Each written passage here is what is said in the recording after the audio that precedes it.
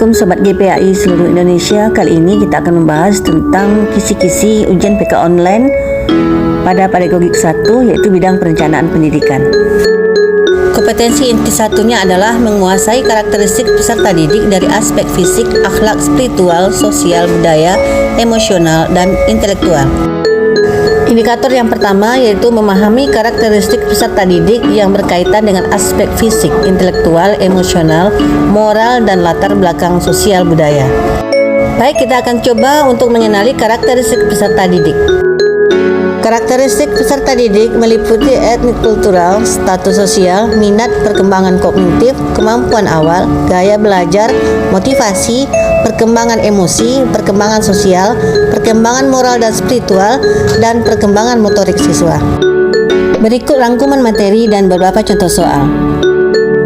Kompetensi guru adalah kemampuan yang dibutuhkan untuk melaksanakan tugas yang dilandasi oleh pengetahuan, keterampilan, dan sikap kerja. Kompetensi guru tertuang secara resmi pada regulasi terkait pendidikan, yakni Undang-Undang Nomor 14 Tahun 2005 tentang guru dan dosen.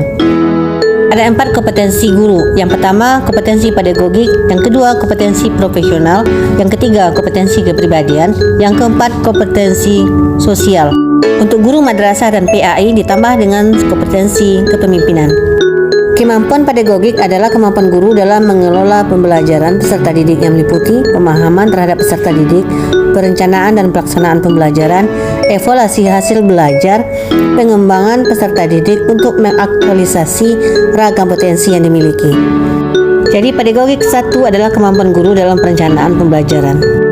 Harus diperhatikan dalam merencanakan tersebut yaitu identifikasi kebutuhan, identifikasi kompetensi, penyusunan program pembelajaran. Dengan indikator A, guru mampu merencanakan, mengelola kegiatan pembelajaran seperti merumuskan tujuan pembelajaran dengan kompetensi yang ingin dicapai, memilih jenis strategi dan metode pembelajaran yang cocok, menentukan langkah-langkah pembelajaran, dan menentukan cara memotivasi peserta didik.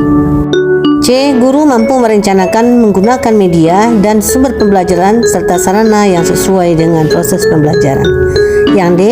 Guru mampu merencanakan pengelolaan kelas seperti mampu menentukan alokasi waktu belajar mengajar serta mampu menentukan cara pengorganisasian siswa agar siswa dapat aktif dalam proses pembelajaran. D. Guru mampu melaksanakan evaluasi pembelajaran dengan menentukan macam-macam bentuk penilaian serta instrumen penilaian hasil belajar. Jadi pedagogik 1 intinya adalah proses perencanaan dari seorang guru, bagaimana dia memanage program pembelajarannya mulai dari awal sampai akhir. Kemudian juga bagaimana seorang guru menguasai kompetensi pedagogik 1 yang harus dia miliki. Contoh soal 1. Kurikulum dikembangkan berdasarkan prinsip bahwa peserta didik memiliki posisi sentral untuk mengembangkan kompetensinya agar menjadi manusia yang beriman dan bertakwa kepada Tuhan Yang Maha Esa, berakhlak mulia, sehat, berilmu, cakap, kreatif, mandiri, dan menjadi warga negara yang demokratis serta bertanggung jawab. Pernyataan di atas sesuai dengan prinsip pengembangan kurikulum, yaitu berpusat pada potensi perkembangan kebutuhan dan kepentingan peserta didik dan lingkungannya.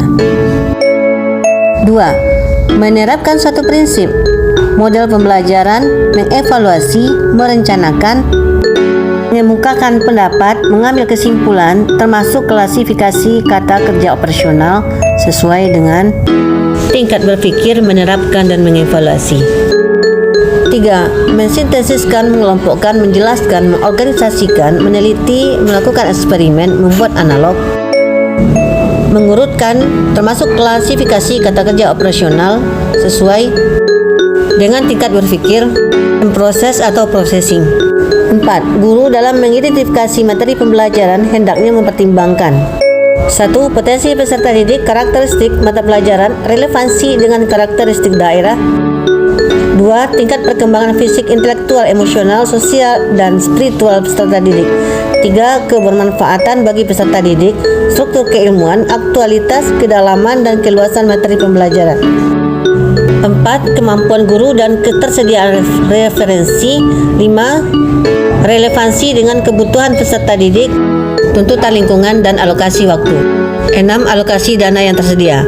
Dalam mengidentifikasi materi pembelajaran yang diampu, guru harus memperhatikan antara lain terdapat pada nomor 1, 2, 3, dan 5. 5. Standar ketuntasan minimal belajar ditentukan oleh faktor-faktor di bawah ini, yaitu intake siswa, tingkat kesulitan, dan sarana pendukung.